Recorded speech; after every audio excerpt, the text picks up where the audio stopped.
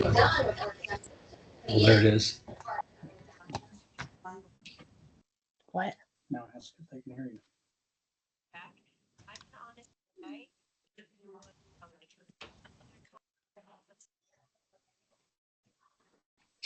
Ask him. There's somebody on. Good evening, everyone. Thanks for joining us. We will get started here in a few minutes. There's still some people coming in the lobby, so I'm gonna try to admit as many people here up front as we can. And please do me a favor, and please mute your microphones if you don't mind. All right. Well, it looks like my Zoom meeting started. Hey, go look at your appointment tomorrow. All right. Bye.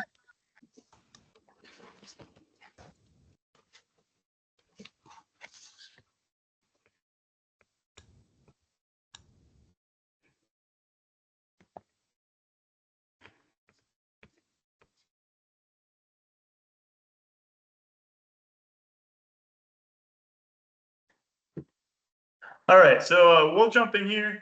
If people join in, I'll do my best to admit them as we go. But thank you for joining this call tonight. The hope is that we'll go through a lot of some of the new changes and things like that for this new winter sports season here coming up, and answer any questions that you may have regarding any of these changes or anything that you may see on your side. This meeting is being recorded, and it'll be shared out to local coordinators following this meeting, probably within the next day or so. For those that maybe have practices or something tonight and weren't able to make it. So, but I do want to thank you all for being here, and we'll jump into the meat of this. To start, I wanted to just kind of introduce a few people. I know they're probably on the call, but just so you guys can put a name to the role and everything like that. We have Jen Henley, who's our Vice President of Sports and Field Operations. We have Libby Schaefer, who is our Regional Director in the Northeast region, and Lexi Hassing, who is the Manager of Sports and Competition up in the Northeast region.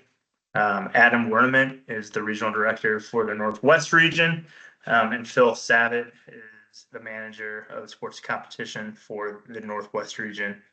Paul Fellinger is our Regional Director in the Southwest region, with Paul Tomasulo as the Manager of Sports Competition in the Southwest region. Connor Harris is the Regional Director of the South Central region, and Abby Scholes is the Manager of Sports Competition in the South Central region. So most of them are on. That's our sports team. I'm sure a lot of you see those names and hear those names at different events and things like that. So just want to make sure you understood who we have on our team and where who you can kind of go to for information in your regions. I'm Zach Harley. I'm our Director of Sports Competition for the state office, and handle our state level events. So jumping in here, I have this meeting sort of broken out by the different events that we will have this winter. And so I'd like to go through each of those. And if you have any questions then about those specific events after we go through them, I can take those. If you don't feel like coming off mute and asking your question, feel free to use the chat, and I can try to get those answered. You can also send me an email offline if you'd like, and I'll be happy to get you an answer for your questions. So our first event I was going to cover tonight was the outdoor winter games. So for this year, we've chose to move this event back to Ohio. So the past number of years, we've been teaming up with Indiana and holding that competition down at Perfect North and just outside the Ohio border. But we've chose to bring it back to Ohio to hopefully encourage more participation from our athletes in Ohio. So the new venue that we're going to be using is Snow Trails. It's in Mansfield, Ohio, pretty centrally located for most people. That day of the competition is Monday, February 3rd. Should the number requested in the quota be larger than a one-day event can accommodate, we have the option of adding the 4th as well. So it's a Monday and Tuesday event for the ski slopes. Getting a weekend is pretty much impossible to do our competition on a weekend at a ski slope. So we have Monday and Tuesday, the 3rd and the 4th. But most likely, if the numbers stay what they have been historically, we'll probably be able to get away with just doing the one day of competition. We will offer the same events that were offered in Indiana when we did it with them. For traditional and unified, we'll have alpine skiing and snowboarding, both are novice, intermediate, and advanced levels. And then for snowshoeing, it will just be traditional, no unified for snowshoeing, but 50 meters, 100 meters, 200-meter races for that. So if we do the one-day format, which is most likely what will happen, it'll be prelims will be in the morning, followed by lunch, and then afternoon we'll have our finals competition with awards and all that. The only difference in that is for snowshoeing, because snowshoeing isn't slope dependent. We are asking for qualifying times to be submitted at time of registration for snowshoeing. So we can division that, and we'll have finals competition then in the morning of the competition for snowshoeing. So with the winter sports, because Ohio is somewhat unpredictable when it comes to snow, we recognize that it might not always be possible to get a full 8-week season in on the slopes. So we suggest the 8-week training season. Ideally, it's close to that, but you never know with Ohio winters. As everyone knows, we may have snow, we may not have snow. So just something to keep in mind with that. But athletes must choose one sport offering for that event. So you can't be in snowshoeing and alpine skiing. You'd have to pick one sport offering, but you can enter up to 2 events. So if you're a intermediate or advanced, you have glide or you have slalom and giant slalom are the 2 that are offered for the skiing and snowboarding and intermediate and advanced. And then for novice, it's glide and super glide. And those definitions and what that entails are in the rule book that you can look at to determine which format would be best for you to do. Now, with that, if we do move to a 2-day format, based on the number that is requested to have, we'll have prelims on the first day, and then finals would be on that second day. And the number I'm really looking at to determine that move would be over 50 athletes.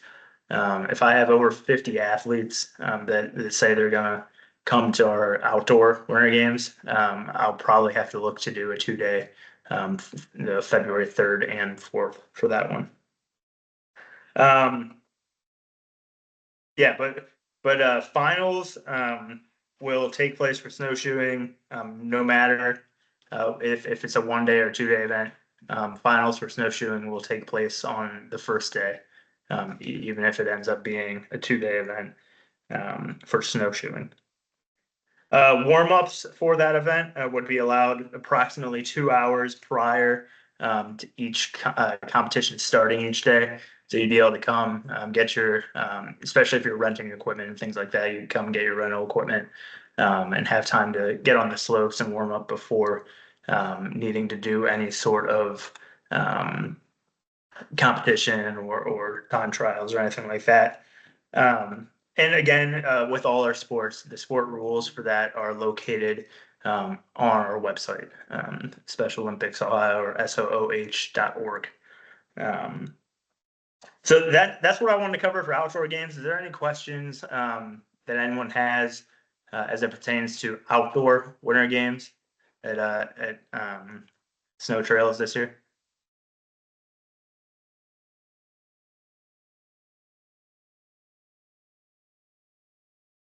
All right.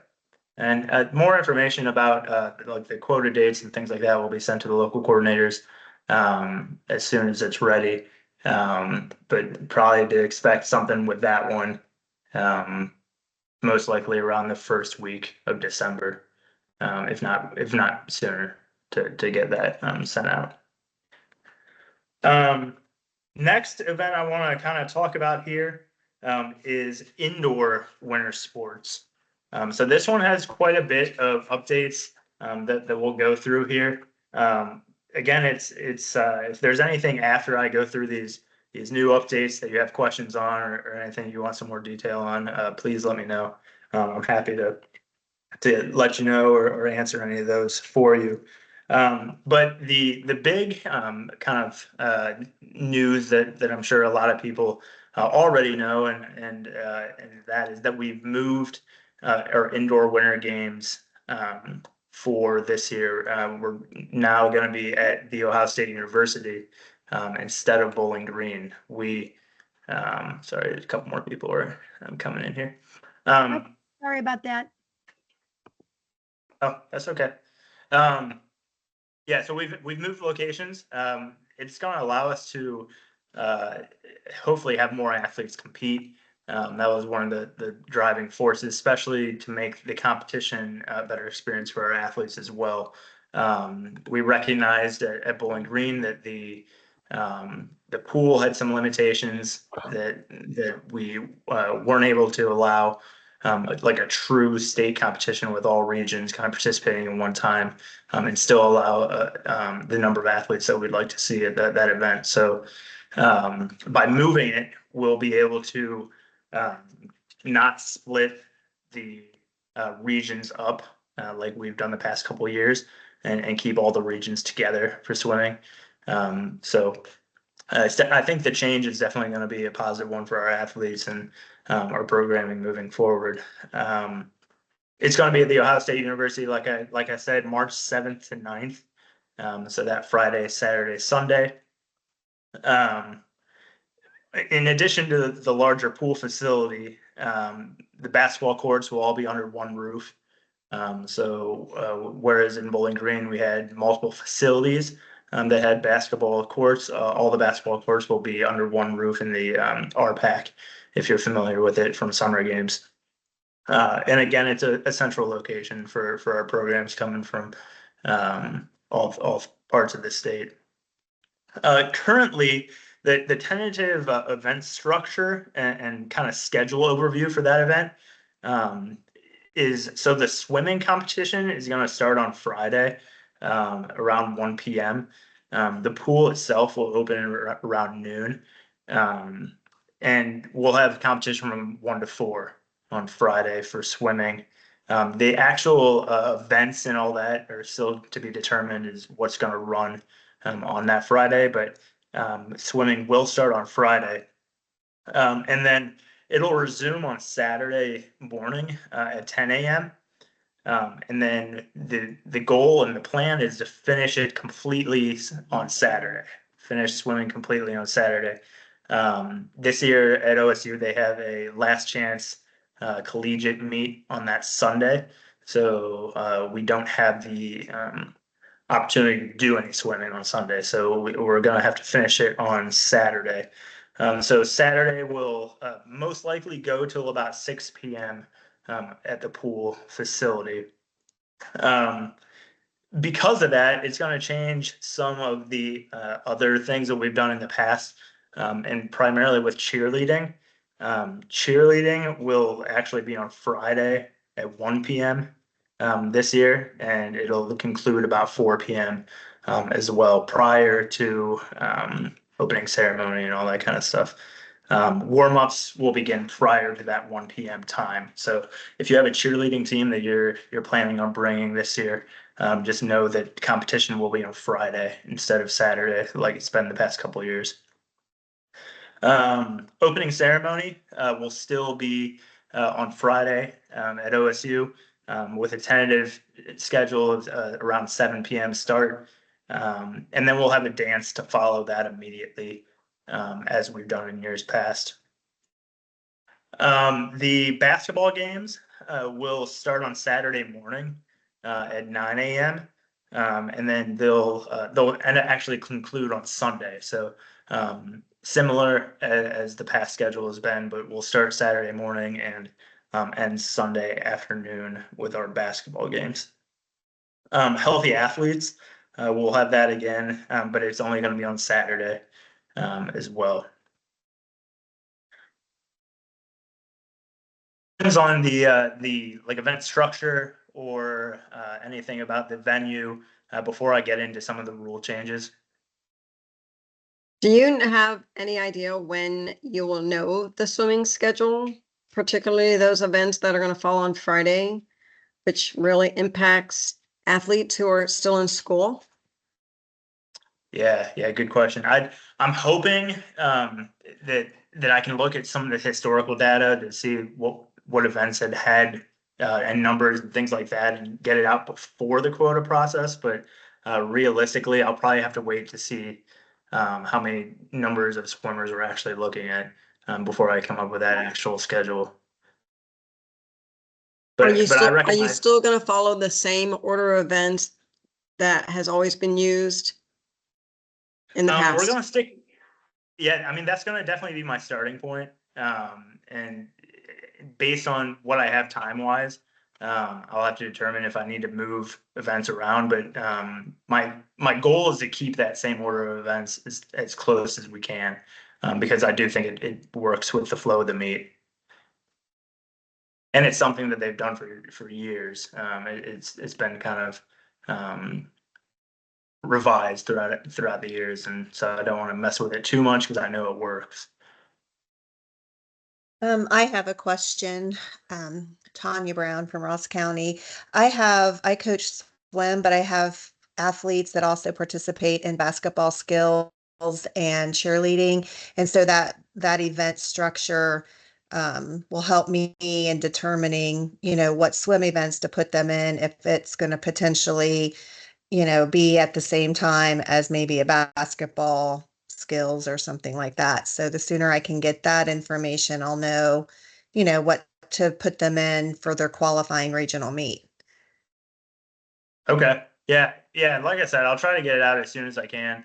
That's one thing I did mention. Basketball skills will be on Saturday as well. Yeah, I'll definitely do my best to get it out to you guys as soon as I can, because I do understand the impact it has on the planning. Any other questions about the event structure or facility or anything like that before we get into the rules? Do you have times for the basketball skills you anticipate for the competition? I don't, but I would guess it will probably be pretty similar to what it was at Bowling Green, like a 9 or 10 a.m. start. We have a couple gyms in the lower portion of the RPAC that we'll use for that. That we'll probably set up to do in the morning. So I would anticipate Saturday morning would be when skills would be. Zach? Seating, Oh, sorry. Go ahead. seating for basketball in the gyms, are they going to split it where one court's kind of seating and the game's going on instead of using all 4 courts like we did volleyball? Yeah, so the plan is for basketball that for those large gyms, we'll have 2 games going on in those gyms at any time with drop downs and all that. But we won't run like 4 games on the 4 courts. We'll keep it at around 2. Zach, did you say where the cheer competition will be held? Or do you Yeah, so know? it'll be in the RPAC. It's just a matter of which gym we're gonna use. We've talked a little bit about using the same space that opening ceremony would be in, just from the seating standpoint. Cheer is one of those ones that we tend to get, as you guys know, tend to get more spectators for. So the seating is definitely something we need to consider. And at the RPAC, there's certain gyms that allow some of those like tip and rolls bleachers to be brought in, and some don't. So it's looking like more than likely it'll be in the same space as opening ceremony, and also the same space that the dance will be.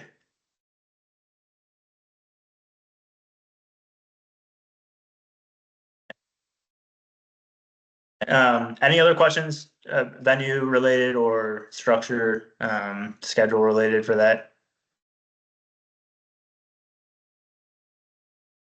And like I said, I mean, if you think of something, feel free to email me. I'm happy to give you as much information as I have. I try to do my best to share out what we have as soon as we have it ready. So looking at the rule changes. So this is if you've logged into the website and pulled up the rules, we had a large kind of rule review with our whole sports team within the past couple months that we've really looked at rules that we felt needed changed or things that needed updated. And those are all, they've been posted now on the website for probably about a month, maybe 6 weeks with those changes. But I wanted to kind of go through and highlight them here. Once we get through the end of here, or actually, you know what, we'll go through just kind of one sport at a time. And then if you have any questions on the specific changes or anything, we can address them at that point. The good news is with cheerleading, there's no rule changes. So cheerleading is set as it was last year. If you look in the something that to just mention is if you look in the rule book that we have posted for cheerleading, in the back of the rule book or on the last handful of pages are the score sheets that we utilize. Amanda, our cheer director, she made those a couple of years ago. And so if while you're practicing your cheerleading stuff, if you want to look at those score sheets to help you determine what will be scored at the state level, feel free to do that. The next one we'll look at here is swimming. So with swimming, athletes must be in a training program a minimum of 8 weeks prior to the regional competition. So that's one thing that we wanted to make sure to highlight. It's 8 weeks from the regional competition, not 8 weeks from the state competition.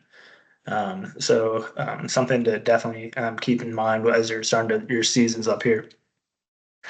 This next change is one that is a pretty big one.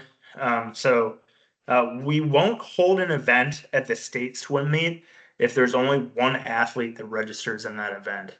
Now, should this occur, the athlete will not be able to switch to a different event to replace that event that is not offered.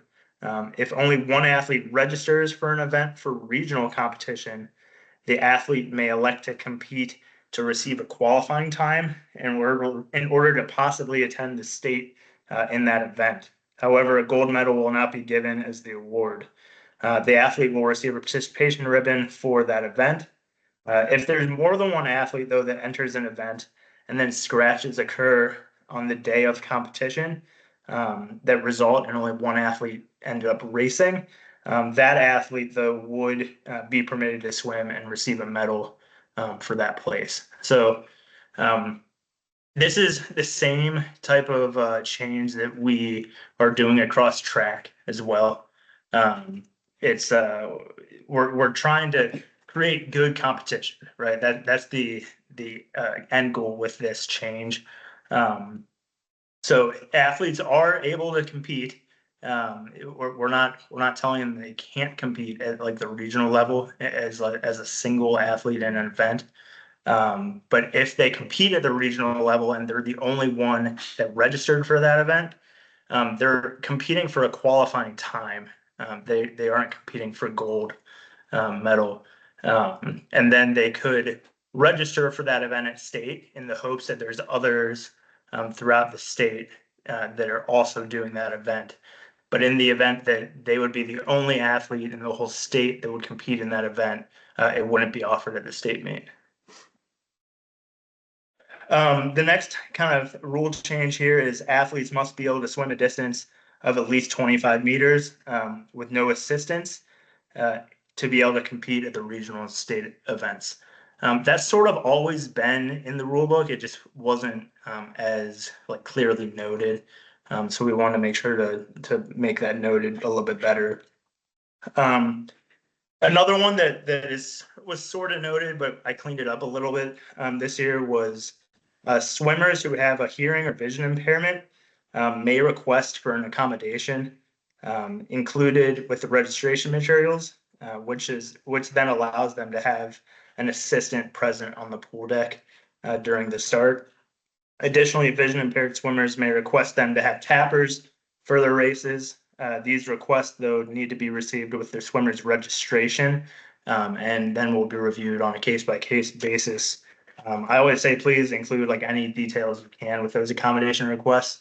We're always going to do what we can to accommodate the athlete. That's why I say it's a case-by-case basis. There's some approved accommodations that are like end lane and things like that that are a little bit more broad, but when it becomes a very specific issue, the more detail you can give us at the registration time, we can accommodate it better.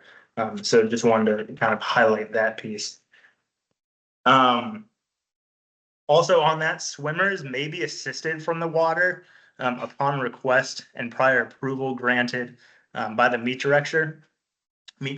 Such requests, though, should be included with your registration.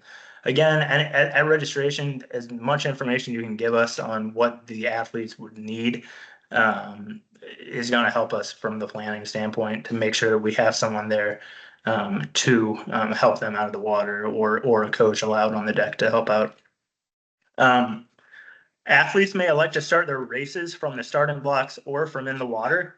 But for in-water starts, the athlete shall place one hand on the end of the pool or holding the starting block with one hand. Two hands on the starting block should be used for backstroke starts. That rule had been in there before, it just wasn't as clear. So again, we kind of just cleaned that one up. Additionally, standing on the bottom in the racing course is allowed for the purpose of resting. We don't see it too often. But it is allowed. However, if there's any forward motion or walking on or jumping from the bottom, that would disqualify that athlete. They would have to come to a stop, rest, and then start right up again. But no resting is allowed on the lane lines or the walls during competition. I know we've seen that a little bit, and our officials have issued some DQs because of it. If electronic timing is not used, this is another one that was in there. It just wasn't super clear, but if electronic timing is not used, we suggest there's 3 timekeepers be assigned to each lane. In this instance, the swimmer's official time in place would be taken as the average of the time of those stopwatches. For, I believe, all of our meets now, we do have electronic timing for the regional and state level. So this would primarily be like a local competition if you were trying to have a better understanding of the best way to do that. This next one is another one that is a relatively large change, and also one that rings true for track season when we get to that as well. But once a team is set and competes at a regional competition, the 4-person relay team, talking about relays, once a team is set and competes at a regional competition, the 4-person relay team roster may not change and no alternates can be substituted for another athlete. You may elect to change the leg order as long as the athletes that swam at regional stays the same. They can change the leg order if you prefer that, but you just got to tell us in the registration whole portion of the state registration, but they cannot change after that registration is submitted. So whatever you submit as the leg order with your registration is what is going to need to swim at state. Alternates can only be substituted prior to competing at the regional qualifying event. So if you have an alternate for your relay team, they can be substituted prior to the regional event. But once that regional event happens, the 4 athletes or 4 team members for that matter, that swam at the regional would be the 4 that must swim at state. No alternates can be added into the state. And I recognize that, occasionally we'll have an athlete that can't attend the state or something like that. But unfortunately, that team then would need to scratch. They wouldn't be able to swim. And then the last one here for swimming, if in the judgment of the referee or competition director, it is determined that an athlete is not capable of completing the race distance due to their swimming competence, or if under their judging may put their life in danger, the referee or competition director may make a ruling to determine if the athlete is able to continue to compete at the swim meet. We put that one in here primarily for if there's an athlete that under the opinion of the competition director or the meet referee is swimming at a pace that is not safe to complete the race, that they would be able to make that judgment. We don't see it too often, but again, it was sort of one that was in there and just needed a little bit more definition to it. All right, so sorry, that was a lot of me talking there for the swimming stuff, but I know there's a couple hands up here. We'll just go with the first one I see here. Kathy Marshall. Yeah, hi. My question, can you hear me? Yeah. Okay. So my question is, when did they take out the adaptive or the shorter races from regional and state? Because I've competed in other states and we did it as well. So when did that get removed from the regional and state levels? That's a great question. And honestly, I don't know the answer to it. Because how do we expect our athletes to progress if we don't have an option to start? And you're saying for races that are shorter than like a 25 meter? Yeah, there's a 15 meter or an assisted 25 meter for those athletes who just don't have the capability. And so we're supposed to meet our athletes where they are and or help them move up. But some of them will never be able to go that next level. Just wondering when that came out, because I coached for years in other states and we did it there as well. And we did it in Ohio for years. Yeah, great question. I don't know the answer to that, so I'm definitely going to follow up with some of the people that have probably had their hand in maybe changing that, and I'll look to see what the reasoning was and everything like that. But no, great question. I'll definitely put that down as one to follow up on. Great, thank you. Yeah, definitely. Tanya, do you have a question? Yes, I have 2. The first is when you say they can start on the blocks or in the water, are they no longer allowed to start from the side of the pool? Because most of the athletes dive in off the side of the pool. That's a good question too. That would be one that I would ask that you would request as part of like an accommodation. If they were wanting to have to dive off the side of the pool. The reason I say that is because of the pool deck potentially being slippery. I'd want to know that in advance to make sure that we can make sure. Yeah. So just include that as part of an accommodation request, and that would be preferred. Perfect. And then my other question is the one athlete, being registered, is that for their gender, or is that because I know one of my athletes, female, competed at state against a male because she was the only 100 breaststroke registered. Does that mean per female athlete or male or female? Yeah, so most likely, I'll say that most likely, if it would be the only person type deal. So, Gotcha. because we reserve the right to combine genders if needed to make competition better and all that. So Okay. athletes aren't racing against themselves. So yeah, primarily it would be if it was like the only athlete, male or Okay. female, that So registered. if there's at least one other athlete, even of the other gender, they would be able to race. Most likely. Yep. Okay, okay, thank you. Yep. Deidre? Not a question, just a comment to that new rule about if there's only one athlete, the event being canceled. I just want to, I mean, you say that the reasoning is to help promote competition, but I think that it is actually discouraging athletes from striving for more challenging events. Because I think what's going to happen is it's the longer events where we usually have very few athletes swimming. And so you might want to consider that this actually discourages athlete improvement. I appreciate the comment. Yeah. Debbie, you have your hand up? Yes, I was just going to say that as far as like the 15 meter races and stuff, that was done, quote, at the area level, but has never been done at the regional level or the state level in Ohio. So. Cool. Thanks, Debbie. Mhm. Let me just scroll down here and see if I missed anyone. Anyone else have any questions on swimming? I didn't see any other hands, virtual hands up. Hey, Zach. Okay. Up. Yeah, Libby.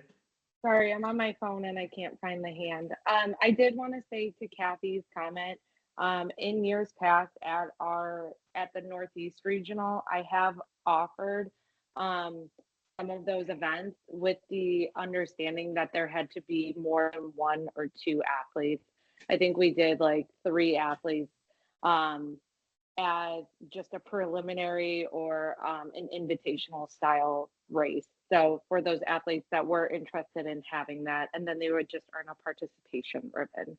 So just maybe reach out to your local, to reach out to your regional director. I know we're always willing to accommodate where we can at our meets. Awesome. Thanks, Libby. Mm-hmm. Jennifer, you have a question?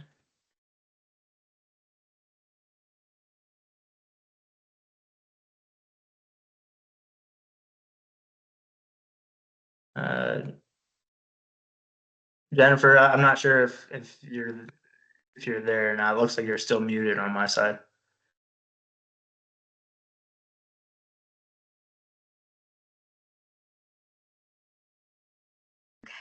Now, gotcha. Oh, All right. there we go. Sorry about Okay. that. You're good. So you mentioned that swimmers who need assistance getting out of the water. I just want to clarify that you put on the registration, and yeah, I get that if there are kids that need assistance, but on occasion I've seen athletes that have never needed assistance getting out of the pool, that maybe they're disappointed with their finish and then, become dramatic or whatever. And so if those athletes need assistance out of the water, how does that reflect somehow on the coach if it's not noted in the registration? Yeah, good question. I mean, there's always going to be, I think, some instances that we just can't anticipate like that. And we'll do our best from a meet managing standpoint to help that athlete out. We'll have plenty of certified officials and things like that around that I'm sure would be willing to help. The part that makes it somewhat difficult is sometimes, like with some of our athletes, like the just sensory type thing, and who helps them and all that. So my best answer is like, if you anticipate any of that, it's better to note it in advance. It just helps us a little bit with it. Yeah, I just know didn't know. Some things are unexpected on occasion, 100%, they're human beings, and I just wanted to know how that, if there would be some sort of penalty for that team should that athlete not have it noted on the registration but needed that assistance.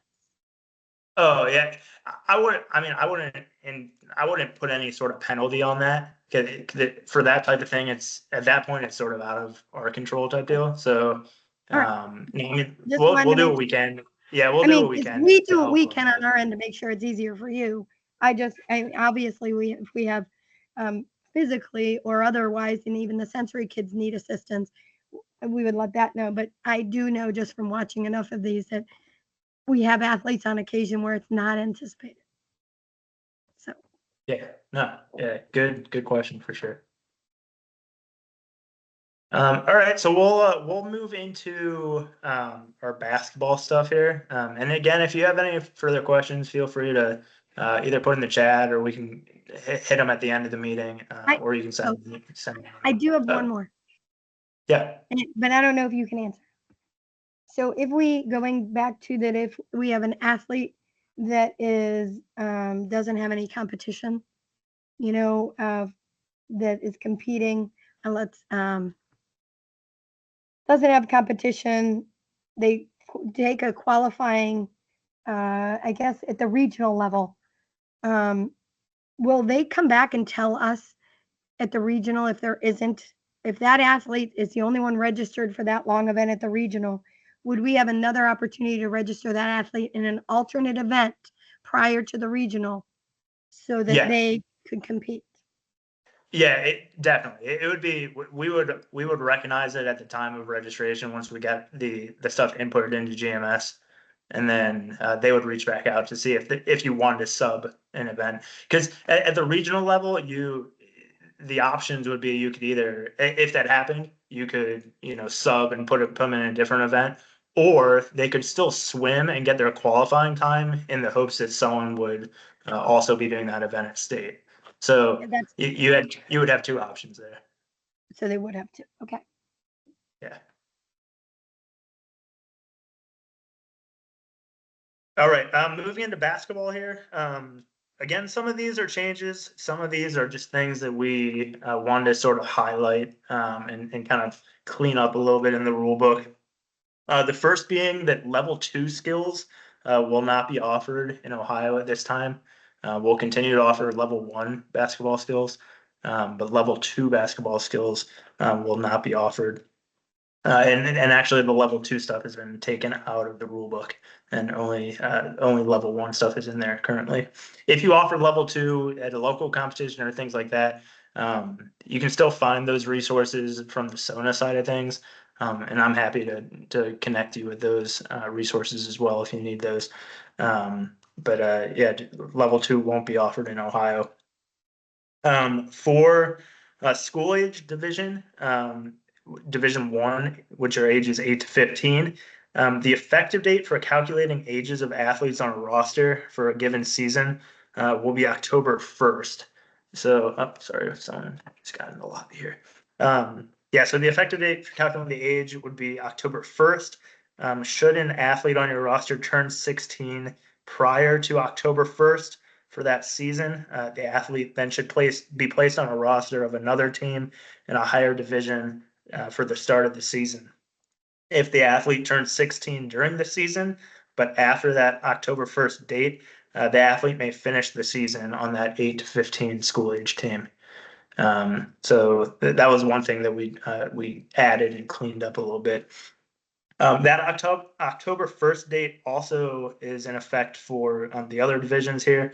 For school age Division 2, which are ages 16 to 21, that effective date is also October 1st.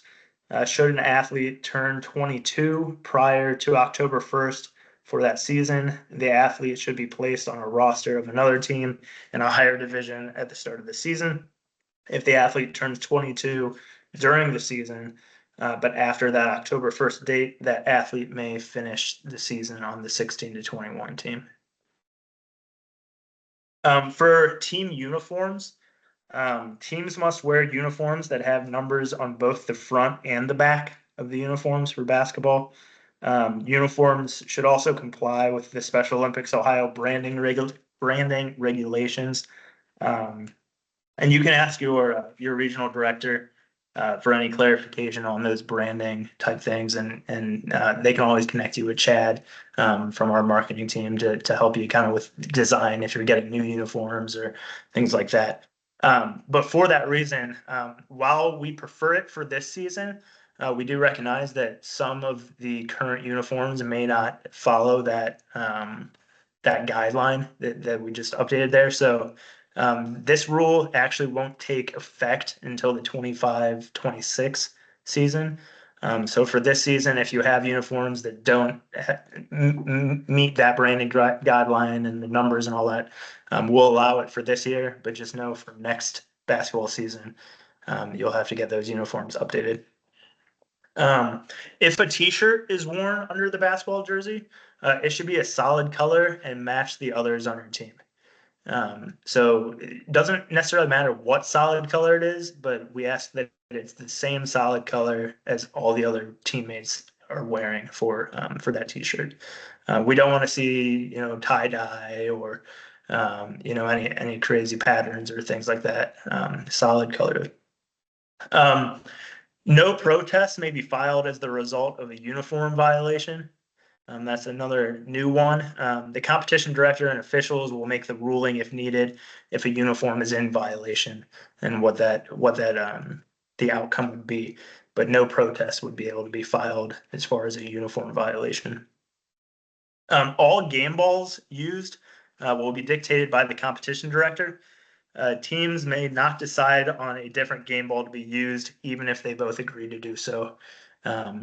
For state this year, our goal and our plan is to have new game balls that are pretty high end type game balls for our actual game balls themselves.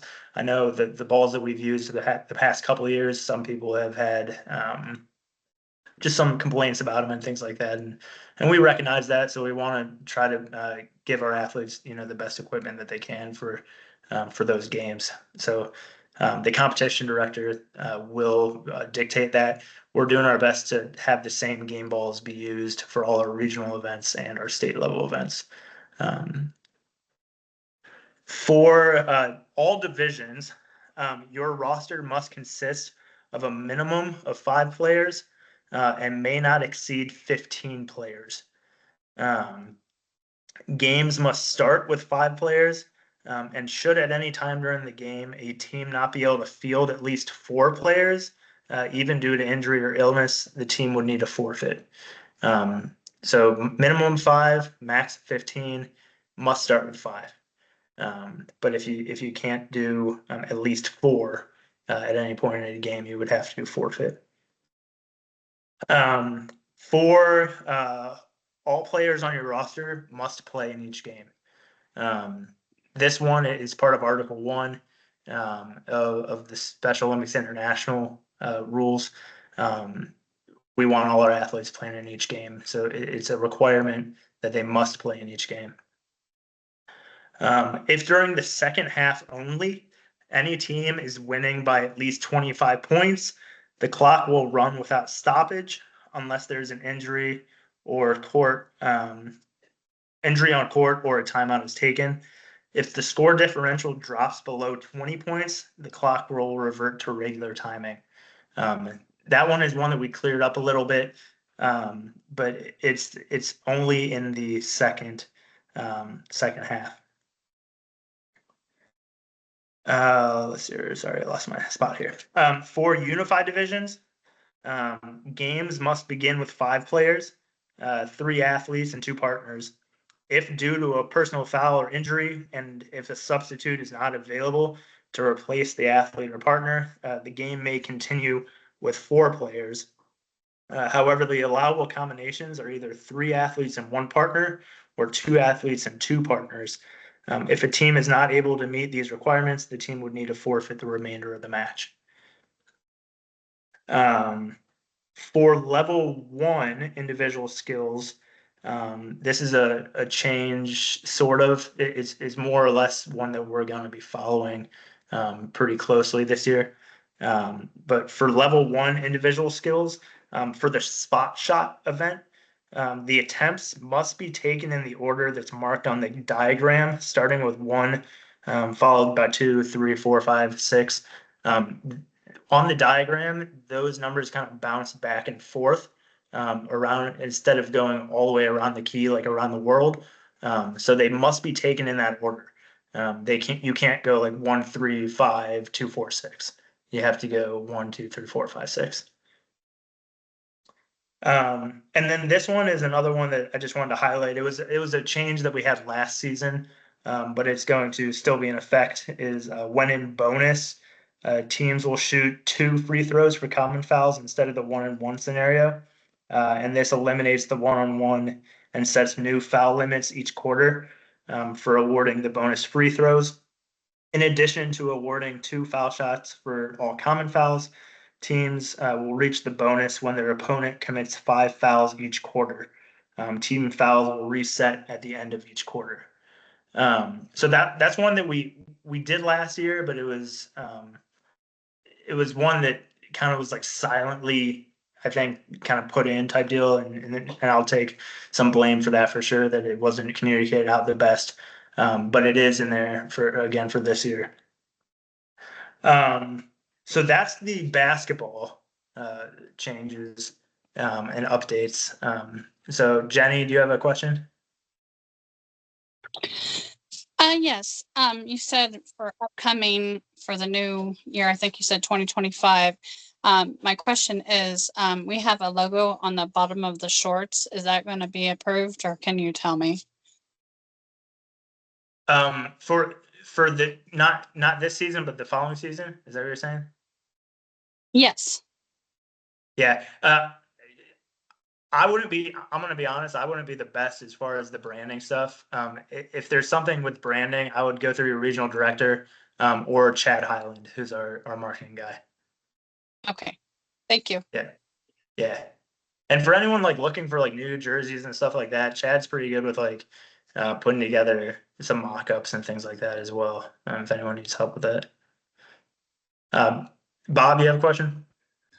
So this is a little bit different. So when we were up there in a prior year, the officiating wasn't that great, in that they would let the people in the lanes, or the big guys camp in the lanes. And then if you kind of had a comment or concern to the official, they were very unapproachable. I know there's a little give and take with maybe the travel and things like that, but sometimes they need to call it a little bit like a real basketball game in a sense. And I get you got to give a little leeway, but sometimes their flexibility was like, it was too much. And then they were very unapproachable or very unconcerned. And a few of them looked like they really didn't want to be there. And I kind of suggested that last year after we were upstate. I just said, that needs to be tightened up a little bit. That's my 2 cents worth. No, yeah, I appreciate that. I don't know. I can't say for sure from the state side if we'll be using the same officials or not, just because it's in a different part of Ohio. But I would guess that a good chunk of our officials this year will be people that are probably used in like the South Central region, just due to the location. But I tried to do my best with, before any of the competitions with the officials, tell them to call it tight. I would rather it be called tight and called, I look at it as almost being a disservice to our athletes if we're not calling it, how it should be called type deal. But no, I completely get what you're saying with that. And I'm sorry that happened, Yeah. And it is more a disservice to them. And then when you're kind of addressing it, to be unapproachable was, and it wasn't just one, it was quite a few of them. So, but anyway, that's my 2 cents worth. That could just be called like a regular game versus, and they feel since they have the handicap that they need to call it different. Please don't. Yeah, no, I appreciate that. Rachel, you have a question? More so just a comment. Any of the teams that are ordering new uniforms for basketball, they need to be reminded that you can only go up to a number 5 in combination with 1 through 5 numbers or 0 through 5 numbers. I know that our former person ordered new uniforms and didn't realize that. So we have uniforms that can't even be used because they're really not legal. So the official has to be able to signal the number of the athlete by the number on their jersey with one hand. So like if it's 15, it's 1-5. They can make that number on one hand and not, so a 6 is not appropriate, a 7 is not appropriate. So just when ordering new uniforms, make sure you're following that guideline of the numbers. Cool. Yeah, thanks for that, Rachel. Let's see. Jenny, did you still have a question? No, I'm sorry. I don't know how to take it down. That's okay. I wasn't sure. Okay. Anyone else have any questions as it pertains to basketball? Looks like Rose, did you just put your hand up? Yeah, I just wanted to say, because I know some of these rules, like you were talking about the bonus, and then some of the other things with basketball, and all the players on the roster need to be played. So did we need to follow this through at the local level too then, with each of the teams, each of our games that are being played, then if this is what our athletes are going to need to know when they go to state?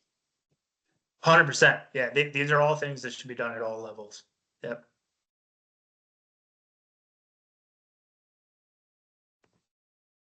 Cool. Yeah, good questions, good comments for that, for sure. Also, while we're on basketball here, some other type of things I wanted to just highlight again. This stuff has already gone out to the local coordinators, and I would hope that it's been kind of passed down to you all as coaches for basketball. But for this year, new for this year, we are doing individual assessments for basketball teams. It's followed the same suit as we did for volleyball, and then we did it for flag football. We're trying to do what we can to get the divisions right the first time, type deal, and so having that data helps us with that. So what we have seen from when we've started doing this with volleyball and flag football, for the most part, I wouldn't say it's 100% accurate, but I would say more accurate than not. We've seen more accurate divisioning with those being in place. The thing I like about it is it's supposed to be completed by the coach and then submitted by the local coordinator, because the coaches know their athletes, right? So I think that's why we see it more, just a little bit more accurate, because the coaches are giving us what they see with their athletes. Also with that, coaches rating sheets, there's a new format for that form this year. It's to be completed at the game by the coach, and then again submitted by the local coordinator along with a copy of the scorebook. To be eligible to participate in any regional or state basketball tournament, traditional male teams need to submit a minimum of 3 coaches rating sheets. And then women's, school age, and unified teams need to submit a minimum of 1 coach's rating sheet. You're more than welcome to submit more if you'd like. It only helps us, with doing it. But the minimum requirement is 3 for traditional male teams and 1 for women's, school age, and unified. These games must be from separate head-to-head games against other Special Olympics Ohio registered teams. These games must be within 1 level of where your team is divisioned. Teams in Division 1 may play against teams in Division 2 and vice versa. Teams in Division 3 should play against teams in Division 2, 3, or 4. And then a copy of the scorebook from the game that you use that rating sheet on must also be submitted. You can turn in more than the required number of reports, as I mentioned, if you would like. Now, these reports are due on January 8th, or due by January 8th. So because the local coordinator is responsible for inputting those forms, the coaches should plan to have those games prior to that date, so they have time to give that form or get that form to their local coordinator for entry by January 8th. The local coordinator then would enter it into our stacker system. And then it gives you the option, if you're on here as a local coordinator, it gives you the option to either upload your like a photo of the score sheet to that system, or you can also email those copies of the scorebooks to your regional director. But all entries and forms are due by January 8th. All right, that is the wrap up on my basketball. I saw a couple more hands pop up here. Billy, did you have a question?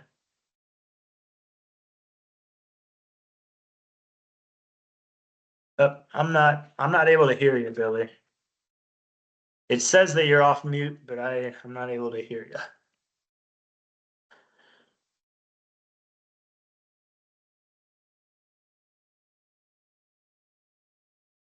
Yeah, I still can't hear you. If you want to put your question in the chat, I'll answer it here. And I'll move on to the next person if you're trying to figure that out. Penny, did you have a question? Yeah, Zach. So I have the new copies for the rating sheet and the assessments for our traditional team, but our skills team, are those the same or are we getting new ones? Because we didn't get one, so. Yeah, good question. Yeah, the skills one is the same. Skills didn't change at all. Yep. Yeah, great question. Let me ask you this. Do you feel that the skills one is still, good to go, or is it one that we should look at to improve? I think it gives a great snapshot of our skill players, but that might be different with other coordinators and other coaches. But for us, it works out great. Okay.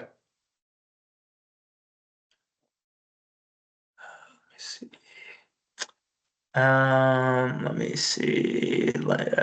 For spot shot at skills, can we be consistent with athletes take turns versus taking all 12 in a row?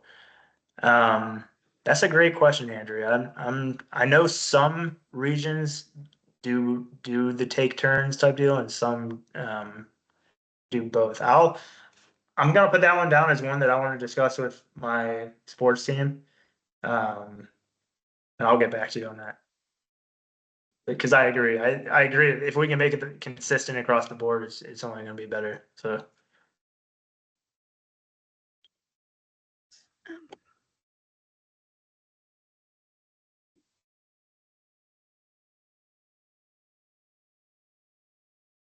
Okay.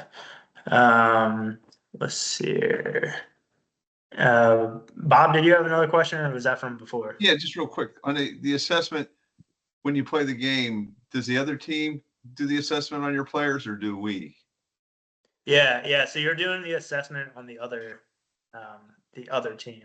Yeah. Okay. There's a couple. There's some questions on the vice form versa. for your team too, but the main assessment is the coach is doing the assessment on the other team. Yeah. Okay, and we do it for them. Correct. Yeah. Okay, just double checking. Okay, that's what I thought. Thanks. Yep. Penny, did you have another question, or was that from before? Yeah, I do. I'm sorry. I should have asked Okay. this. It's So okay. the skills assessments then, are those going to be due on January the 8th also then? So you're saying like the individual skills for team basketball? No, for our what we turn in for our skills. skills team. Yeah, so that would just be due with like your regional registration, just like it has been in the past. Whatever those scores are is what you would submit as your like qualifying score for the regional competition to get division.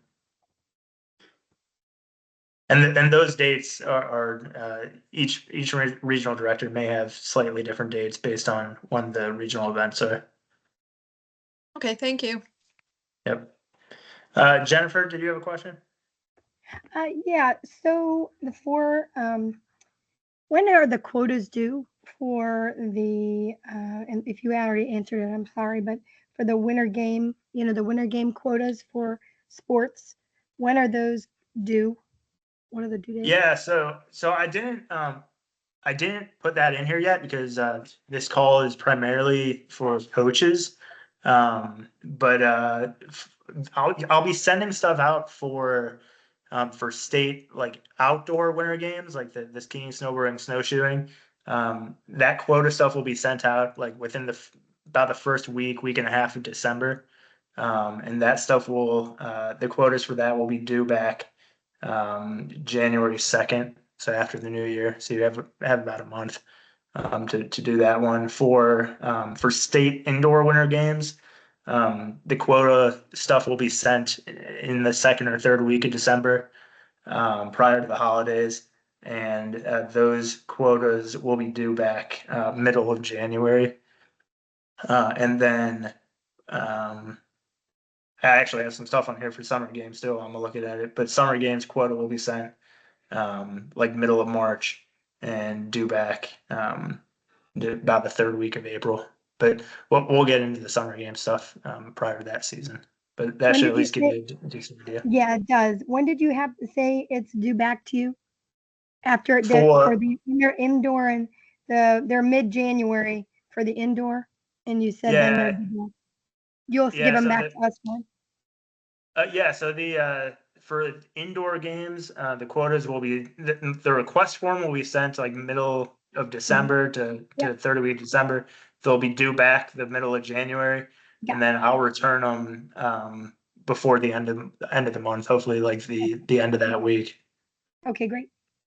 Yeah, and those dates will be shared out if they haven't been already with the local coordinators and all that too. Okay, great. Let's see here. Jenny Fry, did you have a question or is that from before?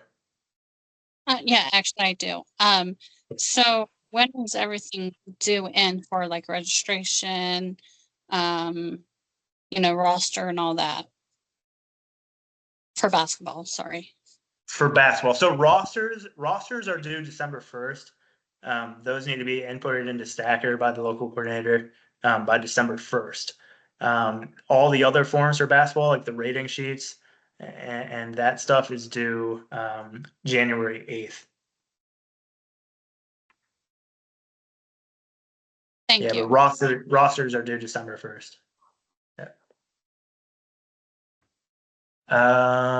Looks like Rose, did you have a question or is that from before?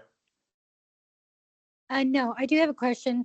When you're talking about the assessments for basketball, that's the assessments that you need for our players, right? For our team that needs to go in, and then So there's two things there. So the individual assessments for the teams are ones that the coach will complete on the athletes on their team and submit those.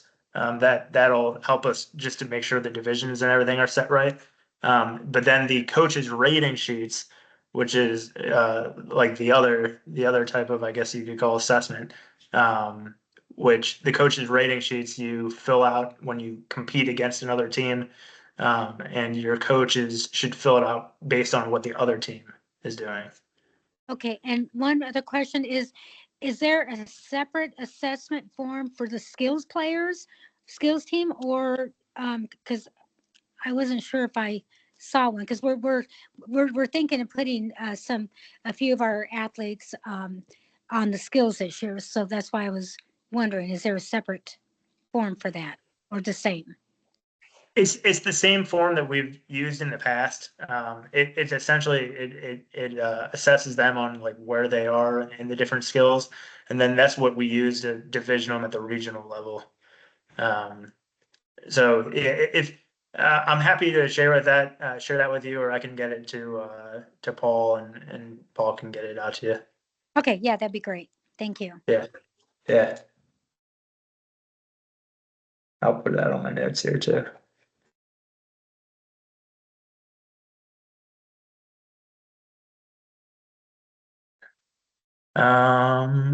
Alrighty. Is there any other questions? That was all the content I was planning to cover tonight. Is there any other questions pertaining to anything that I went through tonight, or any other comments? Bob, you have a question?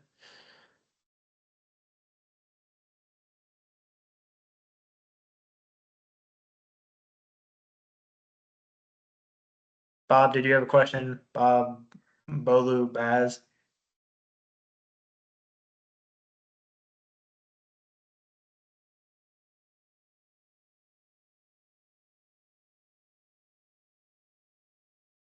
Let me check the chat here just to see. Okay. Well, if there's no other questions, thank you guys for hopping on tonight. Like I said, this was recorded. I'll be sure to send this out to the local coordinators here in the next day or so to share out with anyone else in your program. And if you have any other questions or anything, feel free to send me an email. My email is zcarley, zcarley at sooh.org. And our goal is to do one of these kind of all season type calls before each season, and hopefully even earlier than we did it this year. I know we're a little bit behind the game as far as some people are already, a couple weeks into their basketball season and stuff like that. So I appreciate everyone's time and everyone hopping on, and I hope everyone's season is goes well this year. And if you have any other questions, feel free to come off mute or hang out. But I'll stay on here for a few more minutes if anyone has anything else. Is that Jenny? Was that a question you had? Yes, sorry. Do you know if they're going to be dodgeball this year? Dodgeball? They're not to my knowledge. I don't believe of any dodgeball that we've had at least at the regional or state level. There may be some locals that do that, but yeah, I don't have any knowledge of any dodgeball.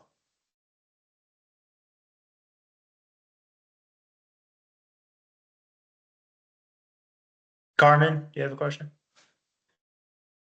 Yeah, I do. I have several questions. I would like everybody else to get theirs out before me because I really need some help because I'm covering for Liz. So I have several questions. I just don't want to take up other people's time.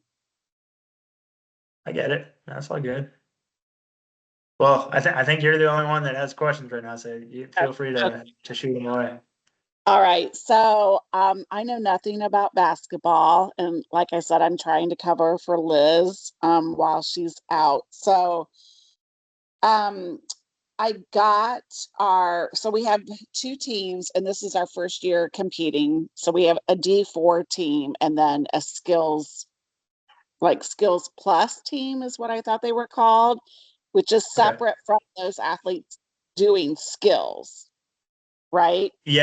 Yeah. So Skills Plus, I'm not super familiar with it, but from what I know about it, it's something that I know they do it in the South Central region. I'm not sure if they do it in other regions, but it's essentially from my knowledge of it, it's like I would kind of rank it below D5, but above like individual skills. I think there's a little bit more leniency with some of the like technical areas of the game. Like I think they allow like more traveling and things like that. Actually, a good person to talk to about Skills Plus, at least the guy that I had found out a lot of my information was from Mike Borders in Upper Arlington. Okay. But yeah, I know he knows a decent amount about it. So I don't need to register them in Stacker as a team, correct? Not Skills Plus. No. Okay. Yeah. Your D4 team you would need to. That I do have done. But then for our athletes, and Skills Plus doesn't go to regionals, correct? Correct. Yeah, correct. That's Okay. just like a local type competition. Okay. So for my skills kids, my skills athletes, do I have to do an individual evaluation sheet on them? For your skills athletes? I'm sorry. Yeah. What you said? Yeah. So the individual evaluation, so the individual assessment form is for team sports, for like basketball teams, like the D4 team. Like those athletes would need an individual assessment done. for Okay. that team.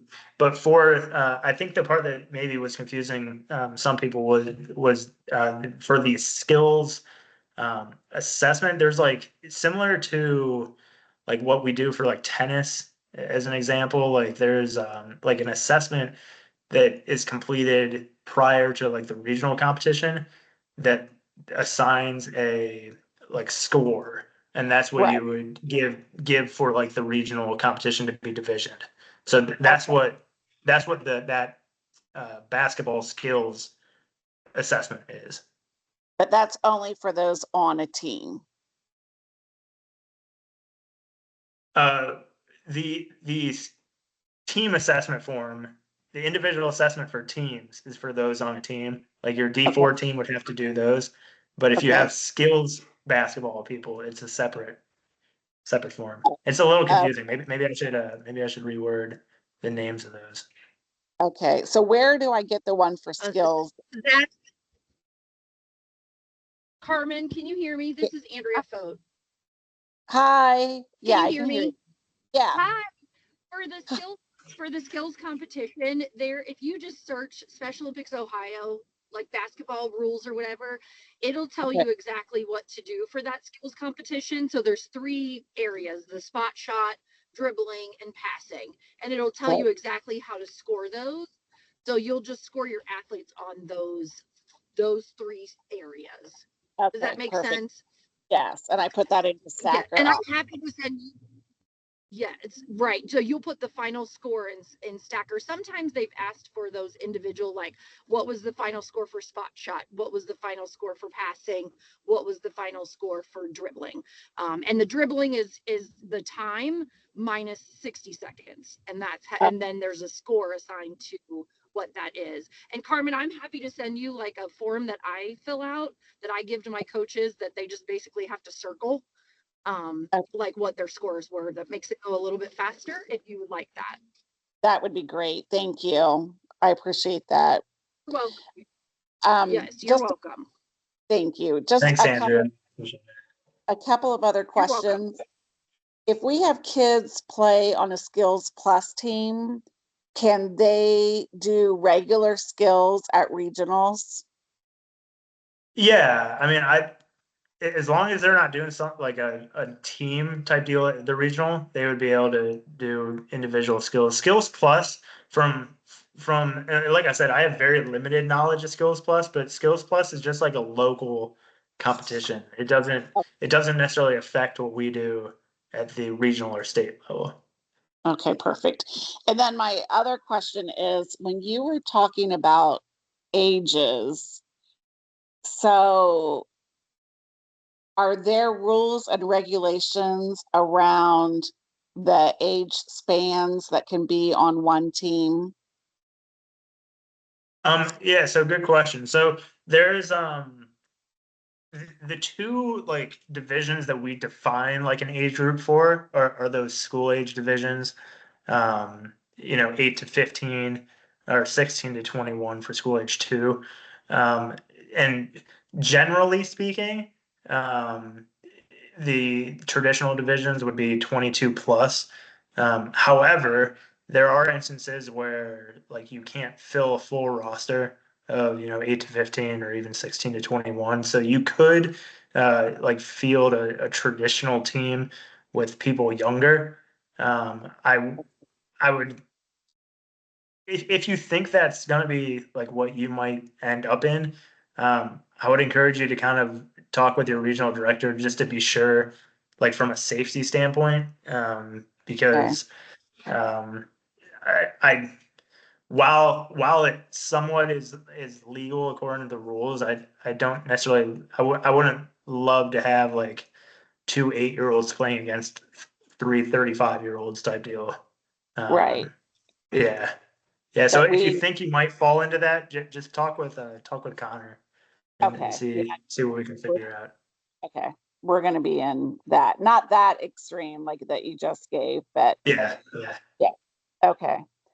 All right, good. Okay, I feel so much better. So thank you.